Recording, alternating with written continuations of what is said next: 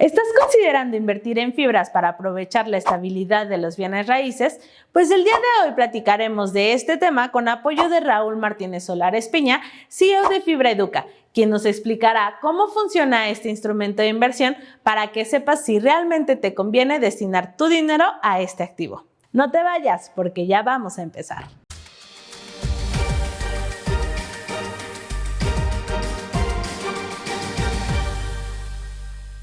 Antes de iniciar con los detalles, te recuerdo que en Carnage analizamos los productos y servicios financieros que tú nos sugieres para decirte si te convienen y cómo puedes sacarle más jugo en beneficio de tu bolsillo. Si aún no nos sigues, aprovecha este momento para suscribirte a nuestro canal para que no te pierdas nuestro contenido. ¿Listo?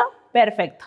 Vamos con la información. Una fibra es un fideicomiso de inversión y bienes raíces, es decir, un contrato mediante el cual una empresa se vuelve dueña de diferentes inmuebles para después operarlos, administrarlos y ponerlos en alquiler.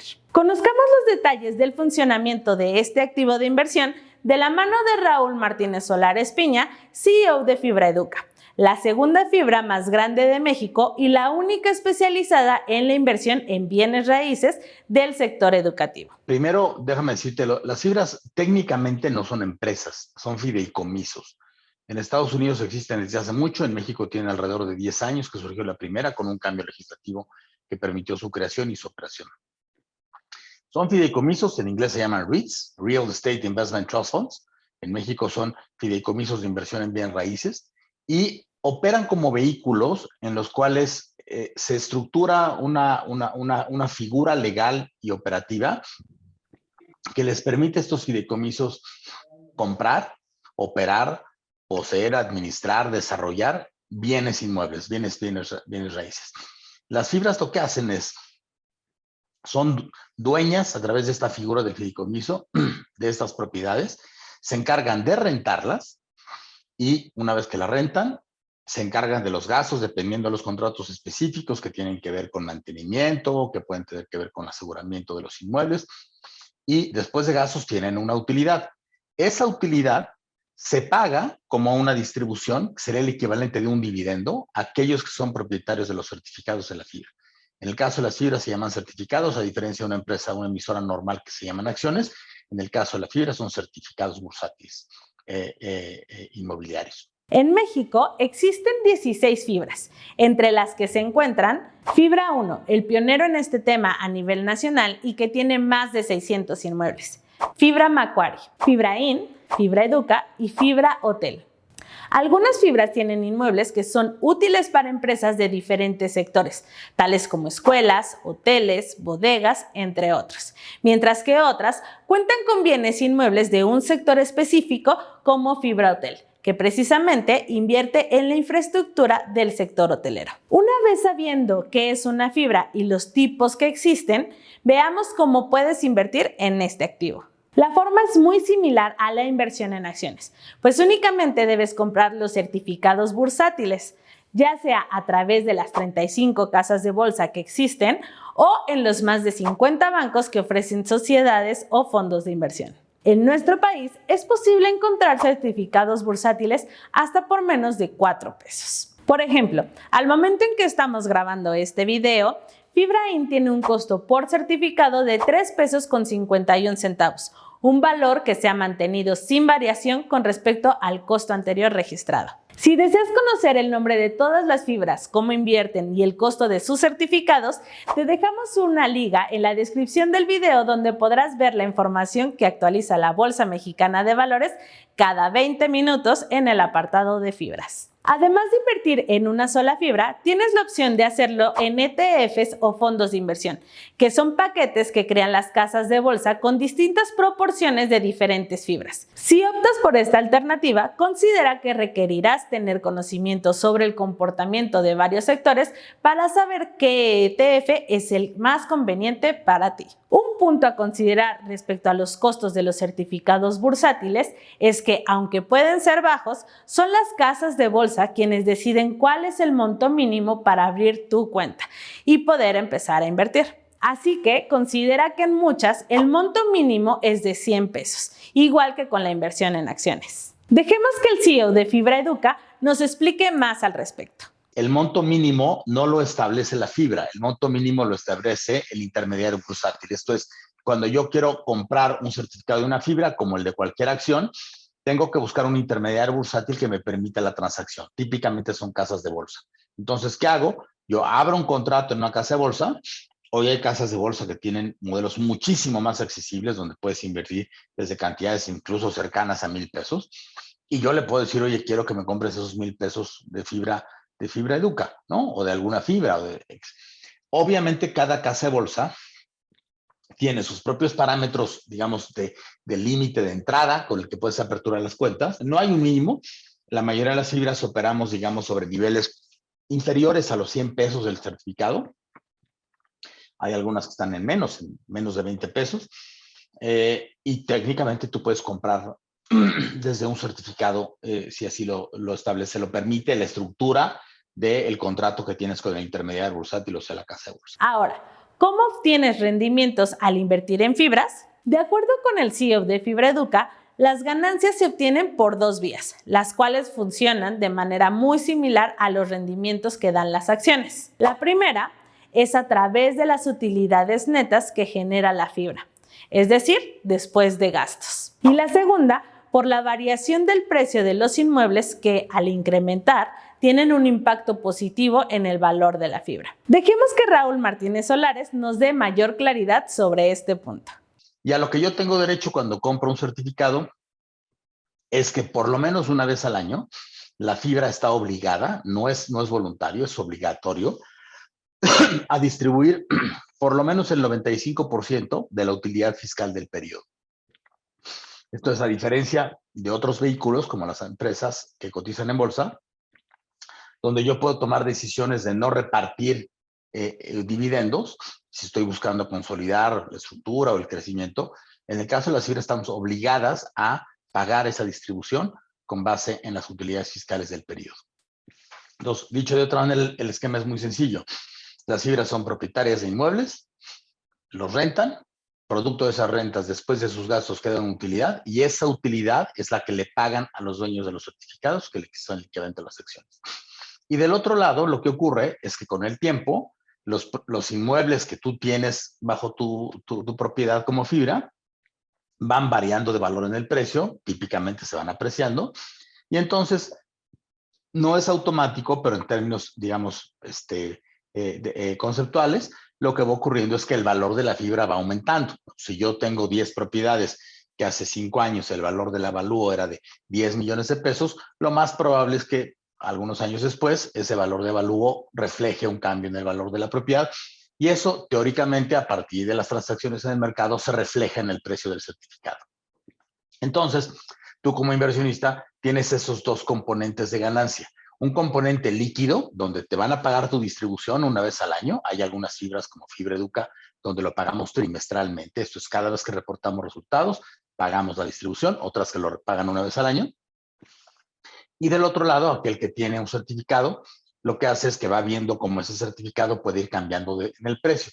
Ahí se vuelve más en función, como todas las acciones, de la perspectiva del desempeño que el mercado tiene sobre el desempeño que tendrá esa emisora, y eso va generando valor. Hay fibras, por ejemplo, que hace algunos años estaban en 40 pesos y hoy están en 23 pesos. Hablemos sobre el porcentaje de rendimientos. Debes saber que con estos certificados no hay un promedio de ganancia como en el caso de las acciones, pero podemos ver el incremento en los precios de las fibras al paso del tiempo. Por ejemplo, de enero a septiembre del 2021, FibraHotel tuvo un rendimiento de 40.14% y Fibra Plus de 25.82%, mientras que el rendimiento de Fibra Educa fue de más de 80% de enero a diciembre del mismo año. La manera como se comportó este mercado y sus rendimientos nos la detalla Raúl Martínez Solares.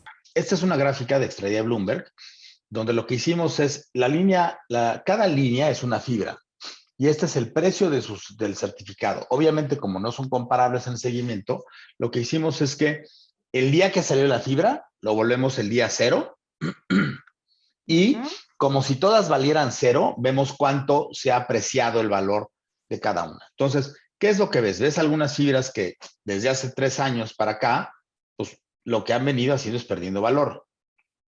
Ok.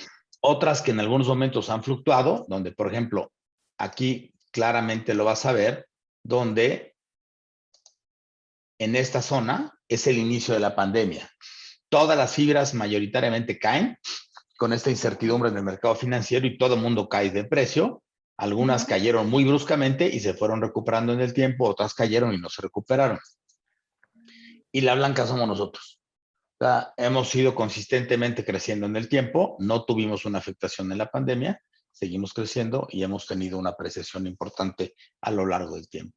Durante la pandemia, ya después, digamos, del arranque de la pandemia, está la caída y luego empiezan algunas a recuperarse y nosotros consistentemente estamos cayendo. Entonces, tienes algunas que te pudieron haber pagado distribuciones, pero al mismo tiempo tienes otras que evidentemente, aunque te paguen distribuciones, lo que ocurre es que al caer el precio, técnicamente tu inversión baja de valor. Si deseas conocer el comportamiento de cada fibra, te dejamos la liga en la descripción de este video.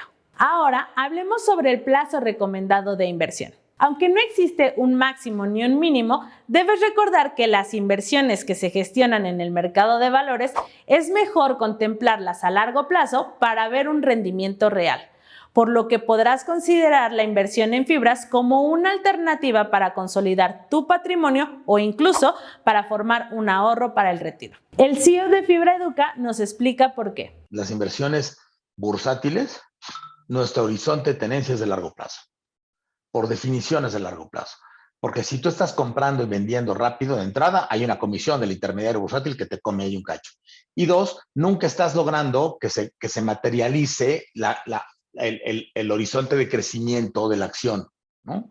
Entonces, yo te diría que siempre hay que pensar que las inversiones bursátiles típicamente tienen horizontes, te diría, por lo menos de más de un año. Otra duda muy común que surge en relación a la inversión es el pago de impuestos. Al invertir en fibras, debes pagar un impuesto sobre la renta que retiene automáticamente tu casa de bolsa. Raúl Martínez Solares nos explica más al respecto. Y ese dueño del certificado, cuando recibe esa utilidad, ese sí paga impuestos. Esto es, si nosotros, te lo pongo así, el año pasado, todos los tenedores, por cada certificado que recibieron, del que son dueños, recibieron alrededor de 2.57 pesos por certificado de distribución. Entonces, lo que técnicamente como opera es, nosotros decretamos la distribución, nuestro fiduciario saca los recursos de la panza de las utilidades de la fibra y lo distribuye a través de Indeval, que es el mecanismo, el instituto que estructura, digamos, la forma, el registro de quiénes son dueños de acciones de empresas que cotizan en bolsa o certificados.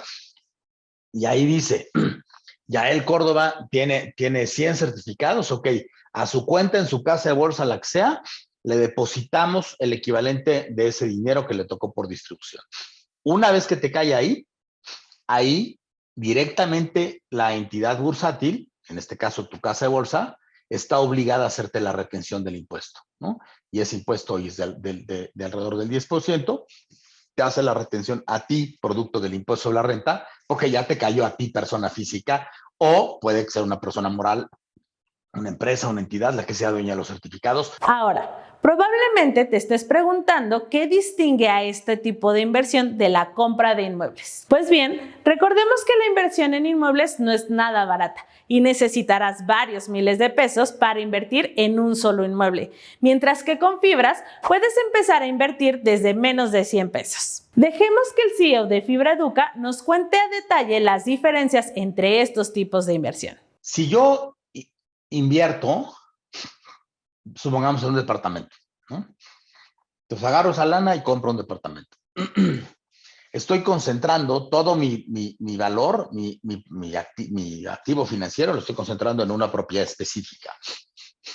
Al momento de comprar, yo pago impuestos, ¿no? Tengo un cargo de un impuesto sobre adquisición de inmuebles, que es un impuesto local, se llama ISABI o ISAI, depende del municipio. Dos, Por la renta que me paguen, pago un impuesto, y es un impuesto que es acumulable a mis ingresos. Consecuentemente, digamos, el tope de máximo de ese pago es 35%, ¿no? O sea, si a mí alguien me paga, yo tengo un ingreso superior a cierto nivel y el producto de la renta recibo dinero, pues de ese dinero, técnicamente yo tengo que pagar el 35% de impuesto. 3, todas las broncas del inmueble son mías.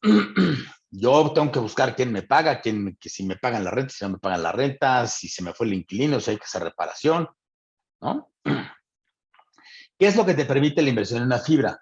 Lo que te permite es que te beneficies de la estructura del beneficio de una inversión inmobiliaria sin los inconvenientes de la inversión inmobiliaria. ¿Por qué? Porque no estoy invirtiendo en un inmueble, estoy invirtiendo en una empresa que compra inmuebles. Entonces, esta empresa es la que se encarga de todo el proceso administrativo de adquisición, de selección, que tenemos un equipo profesional dedicado cada fibra a buscar inmuebles que sean rentables. Cuando tú en lo individual, pues a lo mejor compras uno donde no lo tienes y lo compras en una zona donde no necesariamente va a generarte un buen valor o va a tener plusvalía. 2, la utilidad que vas a obtener esta distribución se te paga como una distribución de este certificado bursátil y consecuentemente esa distribución, el impuesto que se retiene de inmediato es 10%, ¿no? Que luego se acumula para tus ingresos, pero en el corto plazo tienes esa retención del 10% y no tienes impacto directo de impuesto. Y 3, si tú quieres de repente vender un departamento, pues tienes que salir a buscar, a ver cómo está el mercado, que en cambio, si eres dueño de certificados bursátiles de una fibra, pues lo único que haces es le marcas a tu agente de tu casa de bolsa y le dices, sal a vender, ¿no? Va a depender del nivel de bursatilidad de la fibra, va a depender del nivel del que esté en el mercado, del momento que vendas, pero digamos que tienes esa facilidad transaccional, tanto a la entrada como a la salida, con los beneficios del sector inmobiliario. En cuanto a la seguridad de este tipo de inversión, es importante destacar que al ser una inversión bursátil, está supervisada por la Comisión Nacional Bancaria y de Valores. De igual forma, el riesgo de que una fibra quiebre o desaparezca es mínimo, pues recordemos que se trata de fideicomisos que tienen la garantía de los inmuebles que operan y administran. Raúl Martínez nos cuenta sobre las garantías de este modelo de inversión. Tenemos una regulación fiscal porque fuimos creadas por virtud de un artículo de la ley del impuesto de la renta, que es la que contempla este tema, y como entidades bursátiles estamos reguladas por la propia Bolsa Mexicana de Valores, por la Comisión Nacional Bancaria y de Valores, más otras instancias laterales, ¿no? Pero esas son las fundamentales.